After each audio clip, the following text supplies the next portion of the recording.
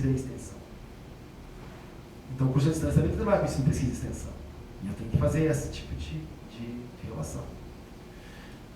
Bom, nós precisamos fazer definições sobre a tutoria, isso é um problema sério que a gente tem e que eu acho que a gente está longe ainda disso. Acho que tem um caminho muito grande.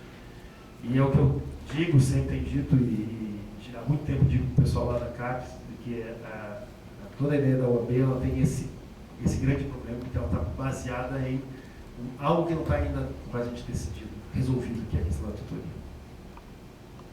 A clarificação da questão da oferta, polos e SET, e mantive aqui o estrangeirismo, o asseguramento da qualidade. Essa é a ideia de, bom, quando eu pego no espanhol essa palavra asseguramento, eu gosto dela porque esse mento é uma ideia de movimento. Né? Pelo menos para mim, porque a tradução disso em português seria garantia de qualidade. Mas quando a gente fala de garantia de qualidade, a gente pensa da qualidade que já existe, eu garanto que ela permaneça. Não, é desenvolvimento de qualidade. Eu preciso ter desenvolvimento de qualidade, eu preciso ter um processo de conquista dessa qualidade. Porque a qualidade é algo que não tem limite. Sempre que eu dou um passo a mais, é como um horizonte, né? Ele sempre está... Ele sempre tem que andar mais para tentar atingir, eu nunca atingo. Eu sempre tenho um a mais para seguir. É isso, gente, que falei bastante, a gente tem mais uma meia hora para debate.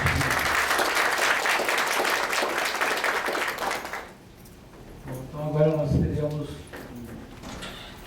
30 minutos de debate, a palavra para a senhora deputada.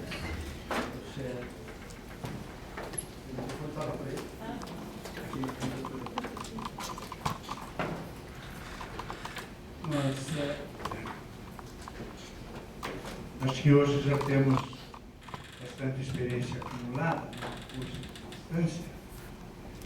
Eu gostaria de saber se existe alguma estatística dos resultados, né? Para a gente saber, afinal de contas, está correspondendo né, o que a gente espera. Bom, tem dois tipos de estatísticas dos resultados do curso à distância. As avaliações nacionais, elas não diferenciam os cursos à distância dos presenciais. É uma estratégia política do MEC que tem sua razão de ser e pode ser questionada. Especialmente para efeitos de estudo ela é ruim, mas para efeitos institucionais ela é boa. O que eles fizeram? O ENAD, por exemplo, é um instrumento de avaliação, mas pode ser questionado, é um instrumento de avaliação de cursos. Quando se aplica o ENAD, se aplica para o curso de pedagogia. Presencial e à distância mistura tudo enquanto como um só. Por quê? Qual foi a decisão? Por que essa decisão do MEC? Porque se eu separar, a universidade pode escolher assim, eu faço o curso de pedagogia bom presencial e faço o fuleiro à distância, ou vice-versa. Se eu junto, eu obrigo ela a cuidar da qualidade dos dois, para que um não prejudique o outro. Sim, é uma ideia interessante, só que aí para efeitos de estudo é complicado isso. É que houve, na primeira aplicação do ENAD, nos cursos de administração, houve a separação. E o dado que foi alardeado por todos os lados é que o resultado dos cursos à distância era melhor do que os cursos presenciais.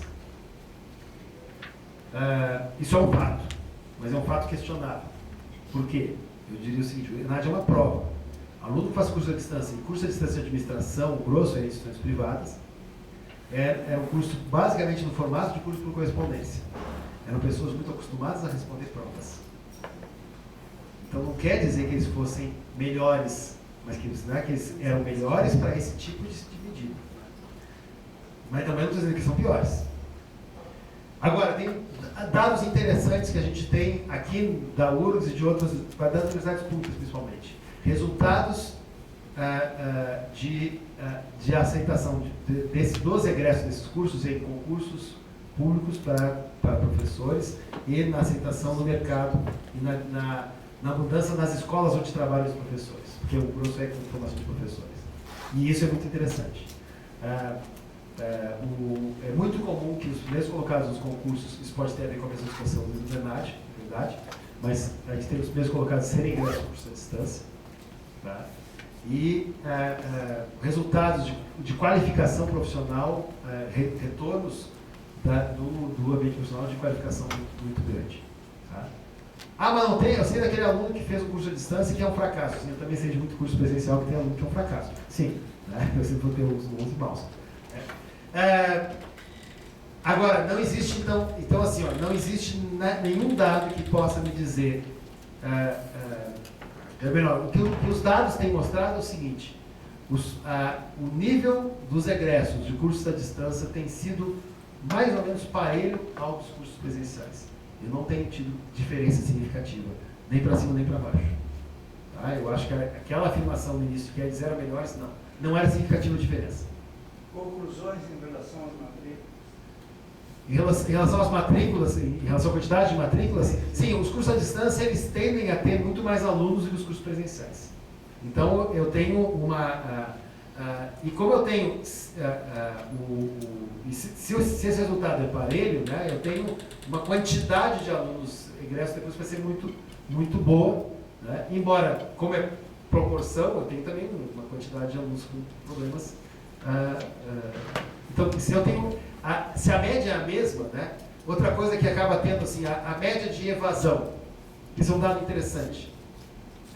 A evasão dos cursos à distância no Brasil ela é muitíssimo menor do que a evasão dos cursos à distância no resto do mundo. Por quê? Porque no Brasil não existe educação aberta. As pessoas têm prazo para terminar o curso. Então as pessoas são forçadas a ficar no curso até o fim. Os cursos têm mecanismos de manutenção dos alunos. As situações piores em que a gente teve de evasão dos cursos, a evasão tende a ser muito parecida com os cursos presenciais. Então é muito comum que os cursos de física e de matemática tenham uma evasão alta. Mas tende a ser muito parecida com a do curso presencial. Regra geral, a evasão é menor do que nos cursos presenciais. Aqueles cursos que conseguiram se instalar muito bem. Aqui na URGS nós tivemos duas situações diferenciadas. O curso de música, o curso de pedagogia, o Plageder e a administração tiveram uma evasão bem menor do que os cursos da REGES, daquela rede que a gente fez de licenciaturas unindo todo o Estado. Porque as estratégias institucionais da REGES foram muitas estratégias equivocadas. E aí não se conseguiu nem trazer os alunos e nem mantê-los. Mas aí a gente viu que foi um problema de gestão do curso, estratégia institucional. Outros cursos, a música teve um problema não de evasão, mas de reprovação. Por quê? Porque uma discussão que a gente teve bastante grande que você manter a qualidade, no final o diploma é URGS, né? Como eu tenho uma quantidade maior de alunos e estou pegando alunos também de regiões em que eles não têm convivência com a universidade com o peso da URGS, a formação desses alunos no ensino médio tende a ser mais fraca, eles tendem a ter mais dificuldades. E eu tenho duas saídas. A saída pior, que é baixo a exigência, mas eu só vou ter consequência depois. E a outra saída que é eu mantenho a exigência e crio estratégias para ver se vocês conseguem atingir essa exigência. Isso foi muito curioso, quer dizer, o curso com a música que tem exigências muito claras de performance, eu tenho esse aperto é muito mais significativo, por exemplo, do que na pedagogia. Mas mesmo assim, o índice de perda de alunos não é um índice, comparando com os números mundiais, não é um número que se possa dizer significativo nós nunca chegamos a esses 80% de perda. Mas isso se dá muito pela característica nossa do Brasil. E que bom, nós temos que trabalhar com isso. Né? Acho que é por aí. Outras questões? Ali atrás. Eu não sei, eu antes achei que ela estava dando a mão, mas aí eu vou tirar fotografia. Assim. Também. Oi, eu sei que está sendo tratada a questão do ensino, né? Mas eu, quando graduanda, estudei um pouco de AD e eu comecei tendo que jogar no Google, não sabendo nada, e fiquei encantada, assim, acho que eu me enquadraria muito bem nesse estilo, trabalhando, sendo mãe, sem desmérito intelectual nenhum. Só que eu fiquei um pouco apavorada, assim, desisti um pouco da ideia quando eu fui ver a questão do mercado de trabalho, né? Da não aceitação das pessoas que concluem mesmo, nem sendo estudando, mas já concluindo mesmo o curso, né? Para ver se tu tem algum... Sim. Se a URGS trabalha com isso, tem algum... A gente tem um problema sério de acompanhamento de egressos. As universidades brasileiras, as públicas principalmente, têm problemas no acompanhamento de egressos. Como eu disse, a gente não tem, a gente tem dados, por exemplo, os nossos cursos aqui pegaram muito, como era a política da Universidade Aberta do Brasil, professores em exercício. Então, a gente tem retornos das escolas sobre a melhoria da qualidade na escola, etc. Eles já estavam com emprego garantido, né? Já estavam lá dentro. O que se nota no mundo todo, e aqui no Brasil não vai ser diferente, a primeira reação é de rejeição do mercado de trabalho, isso é verdade. Tá? Até porque a gente tem, eu me lembro de ler gibi quando criança, e o cara fazia uma barbeiragem no trânsito e dizia assim, tirou carteira à distância, no curso de correspondência. E é interessante essa coisa da reação do mercado. Tem uma boa parte do preconceito do ensino à distância. O mesmo argumento que se usa para elogiar a educação à distância é que o senso comum elogia a educação à distância, ele critica. Que é a ideia de as pessoas no senso comum, quando elogiam a educação à distância, porque a pessoa tem a impressão que a pessoa, só porque assistiu na televisão, ela vai aprender, como se ela não precisasse estudar. E depois, quando eu quero criticar, disse, a pessoa não estudava, só tinha aquela correspondência. E eu sempre lembro disso aí, que eu, quando eu era adolescente, eu queria fazer o curso de mecânica do Instituto Universal Brasileiro. E depois de velho, meu pai me deu de presente os fascículos que saiu, né? Quando acabou os carros com calculadora, a editora distribuiu, né? Vendeu a preço de banana, né? Então eu tenho a coleção toda. Mas eu não fiz na época que eu queria fazer o curso, porque para fazer o curso de mecânica do Instituto Universal Brasileiro, que existe até hoje, que é muito bom, por sinal, obrigatoriamente tu tem que ter uma oficina. E tem que comprar, e fez o meu pai não aceitar, porque tinha uma rural velha em casa, pedaria, né? Mas tinha que comprar uma caixa de ferramentas que custava o dobro do resto do curso. Porque não dá para fazer curso de mecânica sem ter torquinho, sem ter ferramentas adequadas. Macaco hidráulico, etc. Isso é caríssimo. Então, o Instituto Universal Brasileiro não descuida disso. Fazer um curso à distância exige, sim, situações práticas. Então, eu preciso ter esse tipo de dado. Eu preciso disso também. Então, aí o que começa a acontecer no mundo? Por exemplo, França.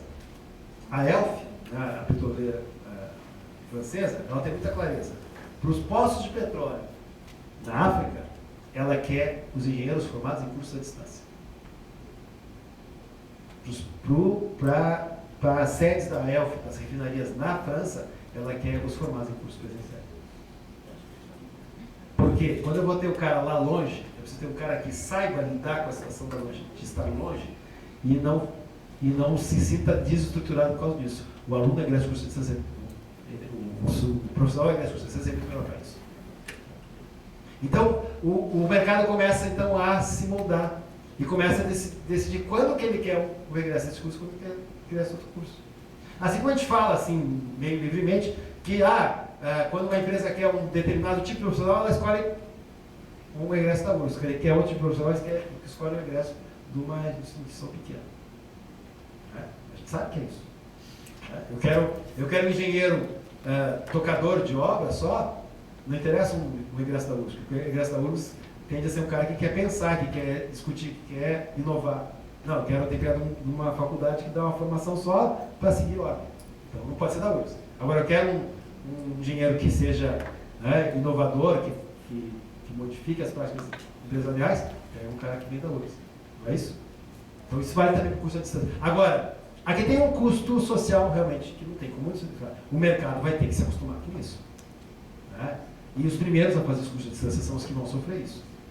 Nesse ponto, o fato do Brasil ter criado como política pública, começar por pessoas que estão, na verdade, fazendo uma formação em serviço, É uma boa estratégia, porque vai mostrando como é que se pode fazer uma coisa boa e como isso pode repercutir na qualidade do trabalho. E aí, por exemplo, as escolas, no caso já que foram os professores da Mato Grosso, começa a ver, bom, eu posso, vale a pena então eu pegar alguém que fez um curso à distância para contratar na minha universidade. Banco do Brasil, em seguida eu vou abrir uma conta do Banco do Brasil, vou falar com o gerente, aí chega o caixa, eu fiz o curso à distância aquele do Banco do Brasil, né, da UAB. Está cheio de você acha que o Bradesco é uma pessoa pensa nisso? Claro que já. E aí eles já começam a ver, bom, tem certas situações que vale a pena pegar um cara que fez um curso de administração à distância para trabalhar em determinadas situações. Então essa é a tendência mundial. No frigir dos ovos é aquela questão, não tem curso melhor ou pior, não é melhor a distância ou melhor presencial. São situações diferenciadas que vão necessariamente levar o sujeito a desenvolver competências diferenciadas. Claro que eu quero que as competências essenciais daquela profissão sejam iguais nos dois casos, mas vai haver competências diferentes. Essa é a riqueza desse processo. Por isso também que, quando a gente trabalha de fazer com que as duas modalidades estejam presentes ao mesmo tempo, acontece esse tipo de coisa.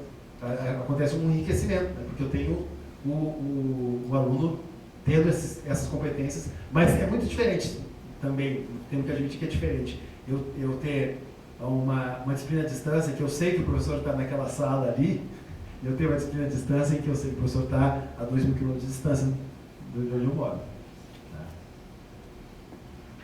Mais questões?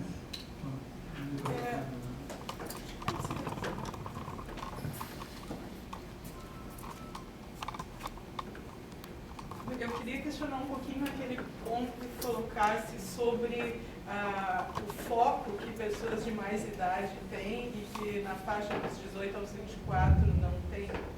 A educação à distância, ela começou assim com o rádio, com a televisão, mas hoje em dia ela... Está desligado? Não está. Hoje em dia ela está muito focada na internet, né, que é onde eles estão. Eu acho muito mais fácil os meus alunos ficarem interessados em ficar no telefone o tempo todo do que ficar prestando atenção no que eu estou dizendo.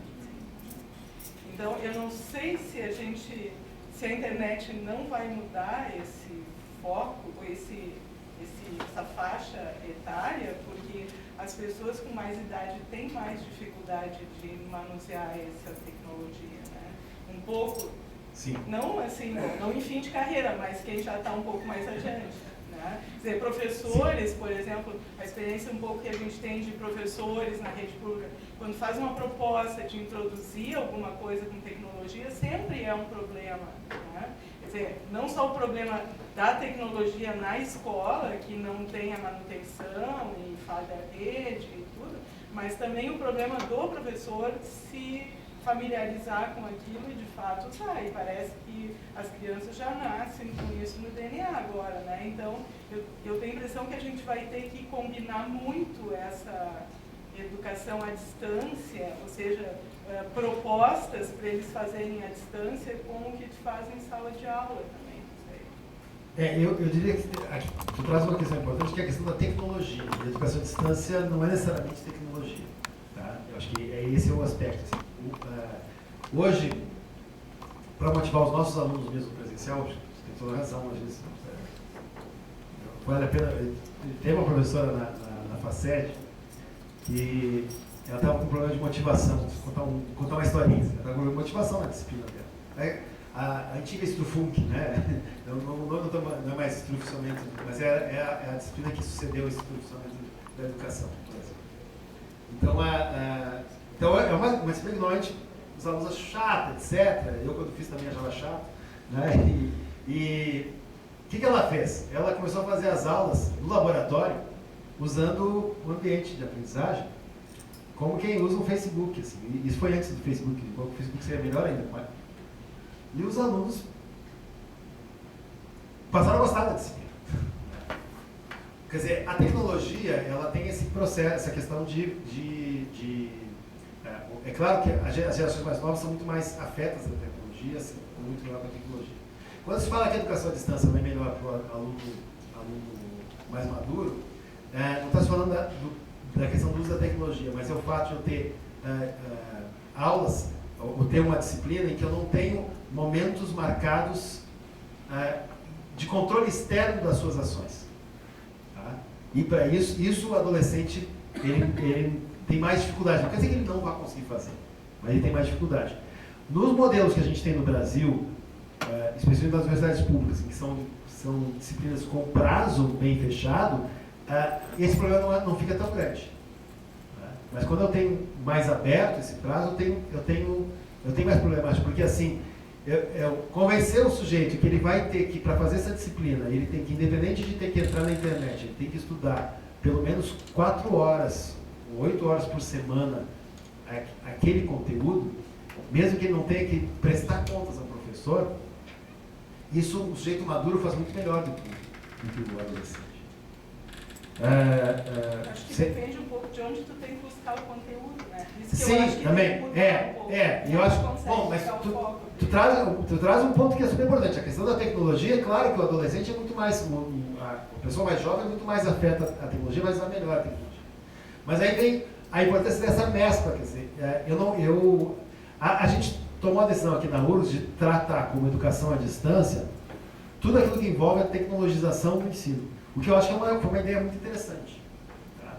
Agora, quando a gente fala no sentido amplo da questão da educação à distância, e eu estou pensando lá no sujeito que eu posso... Aí eu estou incluindo, se quando se fala no conceito geral de educação à distância, eu estou incluindo o ensino médio do Instituto Monitor, que é uma das instituições mais sérias de educação no Brasil, de ensino médio, que existe desde a década de 20, que faz desde a década de 20 ensino à distância de ensino médio. Né? Hoje, educação de jovens e adultos. Mas com toda uma seriedade enorme, tanto ensino médio técnico como ensino médio puro. Então, que o meu filho queria fazer, puxou o pai, queria fazer um curso à distância, vamos lá entrar no Instituto Monitor. As exigências que eles têm não se encaixavam com o tipo de curso que meu filho estava querendo fazer, que é uma coisa mais levezinha, não, é um curso muito sério, muito cheio de todas as... Mas aí o que é? Exatamente aquele formato do Instituto Monitor, ele é ótimo para o EJA.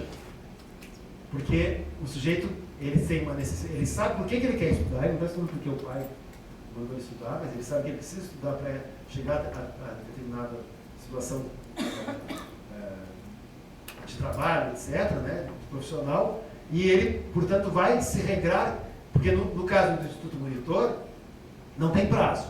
Eu comecei no EJA hoje, se eu terminar o EJA em 1 ano, eu posso terminar em 1 ano, posso terminar em 2, em 3, em 4, 5, em 10. Tudo depende da minha capacidade de organização. E para esse tipo de situação, um sujeito mais maduro é melhor. Então, vamos relativizar realmente o que eu coloquei. Porque eu não posso, mas ao mesmo tempo, não posso também entender que só se faz educação à distância com a tecnologia. Então, tem que fazer esse balanço. Temos talvez mais uma pergunta. Bom, eu tenho uma. É o seguinte, 2 coisas. O primeiro, essa sala, do professor Cleo, do antecessor, é previsto para videoconferência. Nós estamos afinando alguns detalhes técnicos e todas essas conversas estão sendo gravadas, estamos seguindo o exemplo do IEA da USP, a ideia é colocá-la online em breve, assim, ajustarmos algumas coisas. Também, dessas conferências, nós vamos fazer nós vamos lançar uma série de livros, Advanced Study Series, pela Universidade, pela editora da URGS, de português, inglês, tudo multilingüista. E até tivemos conversas com o professor Alex, que está aqui, que entende disso, né, que a gente quer trazer aquela videoconferência por holografia, que é uma coisa que já foi usada, pelo menos nos shows do Michael Jackson e do Elvis Presley. Nós vamos trazer para cá, não sei como, mas vamos trazer. Assim como nós vamos fazer um evento com o CPT sobre aquelas impressoras 3D. Houve um outro na USP, agora eu fico muito fascinado por aquilo. Já o uso da cirurgia, da arquitetura, da engenharia, eu imagino que em ciências sociais a gente poderia imaginar, né, criar espaços sociais, ou até passear, seria muito interessante. Eu tenho uma experiência, né, nos ajudou muito, a gente participa, ajudando a criar a Rede Nacional de Alto Estudo de Segurança Pública no Ministério da Justiça, 10 anos atrás. Já houve mais de 80 cursos presenciais, começam mais o nono, nosso 8º e 9º começa daqui esse mês. E uma vez nós montamos um projeto, até por agradecer ao Sr. Sérgio, a sua equipe. Infelizmente, o Ministério da Justiça, quando abriu o novo edital, eliminou a educação à distância, porque tiveram, parece, experiências não muito bem sucedidas. Para mostrar que há um problema de resistência, muitas vezes, à inovação bastante grande. Eu queria só uma coisa muito melhor. Eu vi que, além daquele programa do computador por $100, do Monte, e outros que estão sendo usados no Brasil, Índia, etc., agora, na realidade, há um programa massivo de distribuição de tablets. Né? Então, a minha pergunta, singela, seria em que medida o tablet pode ser usado como uma plataforma para a educação à distância, porque eu acho que, do ponto de vista do acesso à informação, certamente isso vai se popularizar e vai ser a nova, como os gregos tinham a sua lousa, nós teremos as novas lousas. Na minha opinião, assim, bem rasteira, assim, a política de distribuição de tablets é bastante equivocada. Porque, para começar, que ela é uma distribuição de tablets aos professores e não aos alunos. Né? Então, quer dizer, uma ideia que está por trás disso é que o professor teria acesso a programas e coisas assim, que ele vai poder ver, né? E o ministro da Educação ficou muito entusiasmado com aquele caso daquele professor coreano, né? Que fez aquelas aulas lá para o sobrinho deles e tudo mais, fizeram até um contrato para traduzir aquelas aulas, né? Para dublar e montar elas. A gente sabe que ver um programa no Discovery ou coisa parecida é interessante e nos ensina um monte de coisa. Mas isso é um aspecto do ensino, não é o todo. E toda a discussão sobre a tecnologização da escola, eu acho que nesse ponto o projeto do computador por aluno, né, ele é mais eficiente, porque ele traz a tecnologização das relações, o aluno entrando no processo de ensino, usando a tecnologia para poder, né, entrar em contato com outros, porque se usa dizer que a internet é uma tecnologia de informação e comunicação. Do ponto de vista pedagógico, ela é muito mais importante como tecnologia de comunicação do que de informação. Bom, ter tecnologias de informação, ter acesso a informações, é claro que é muito bom ter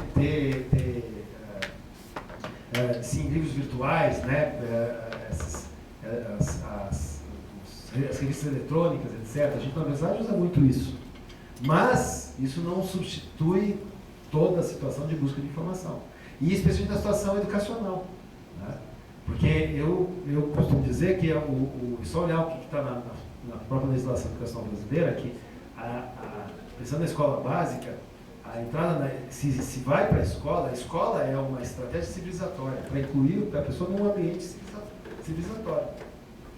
E que na nossa civilização passa pelo ensino de conteúdos.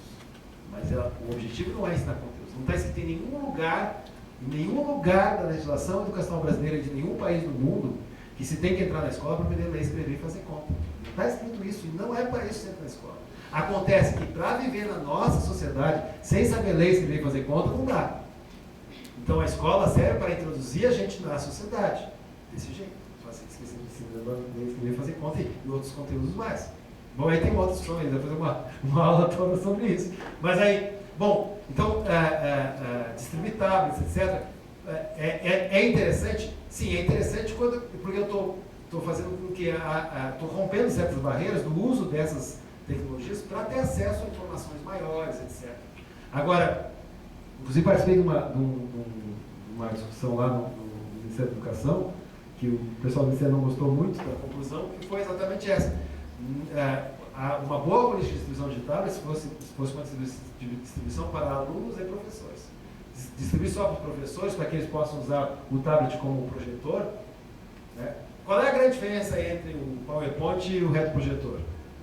A facilidade de fazer. Porque no final das contas eu posso usar um PowerPoint muito pior que usar um retroprojetor. Então, aí é que vem um ponto importante. Nós temos que sim, eu acho que isso, o brasileiro é muito suscetível a lidar com tecnologia. Não é à toa que a gente tem a melhor automação bancária do mundo, o melhor governo eletrônico do mundo. O brasileiro gosta de tecnologia, ele se adapta muito fácil. Tá? A gente tem problemas assim, de acessibilidade nos bancos, especialmente dos idosos, etc. Mas mesmo assim é muito melhor o nosso sistema bancário, mesmo para os idosos, do que o inglês, por exemplo. Inclusive a Inglaterra tem que botar uma lei que obrigando toda agência, todo terminal a ter uma pessoa. Então, agora, trazendo essa tecnologia para dentro da escola, isso é super importante. Eu acho que distribuir tablets, colocar tablets nas escolas, etc., é importante sim, mas sem que isso esteja combinado com o processo de melhoria da educação com o uso da tecnologia, acaba sendo o tablet que vai ficar guardado, ou o professor vai pegar o tablet que ele recebeu, vai dar para o seu filho que fica brincando, né? E aí, então, até ele pode enrolar de presença no final do ano, dar com presente de Natal para o filho, né?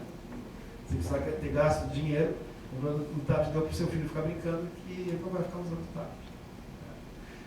Não estou dizendo com isso que seja ruim ter tablet, não é ruim ter tablet, não é ruim ter computador, não é ruim, mas eu tenho que integrar isso, e aí vai um pouco da linha do que a gente estava colocando. Bom,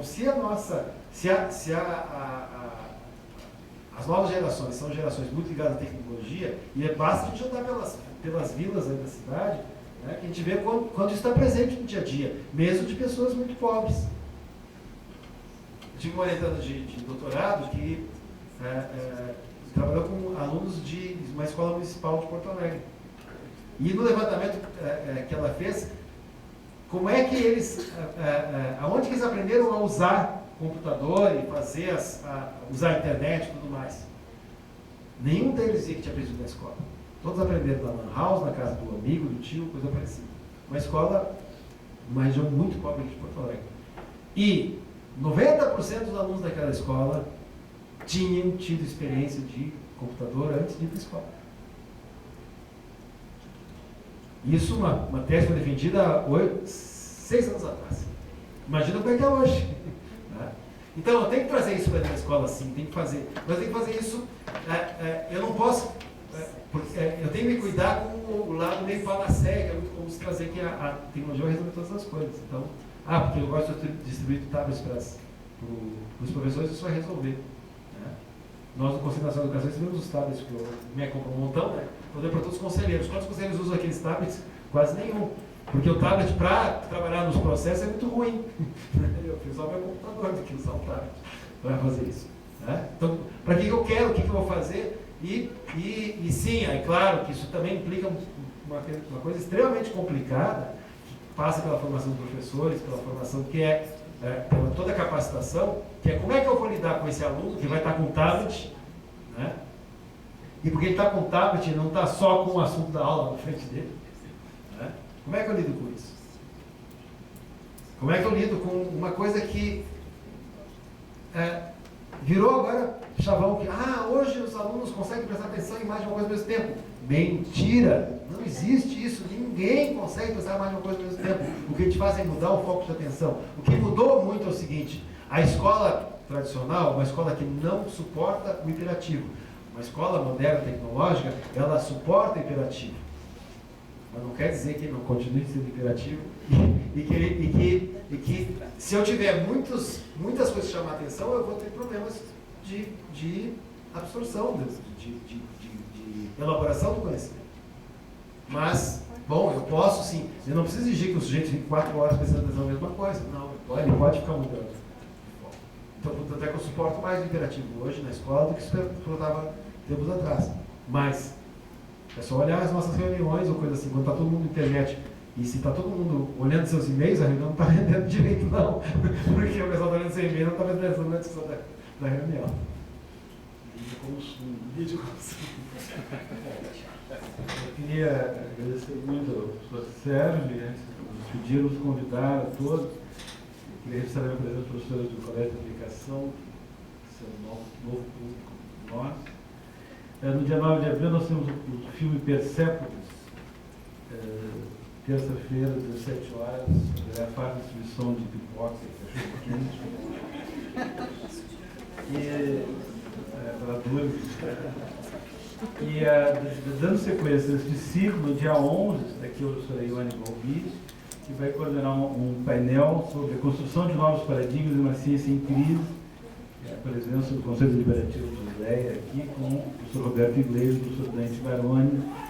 Então estão convidados. E já no dia 25 estará aqui o professor Carlos Berman, da Escola de Engenharia, discutindo novas tecnologias de engenharia e sociedade. Eu agradeço muito e ajude a divulgar as nossas programações, entre no Facebook, a Patrícia que nos coordena lá. Esperamos dos 0 aos 5 mil, agora chegar a 10 mil, uma das nossas metas. Muito obrigado, muito obrigado.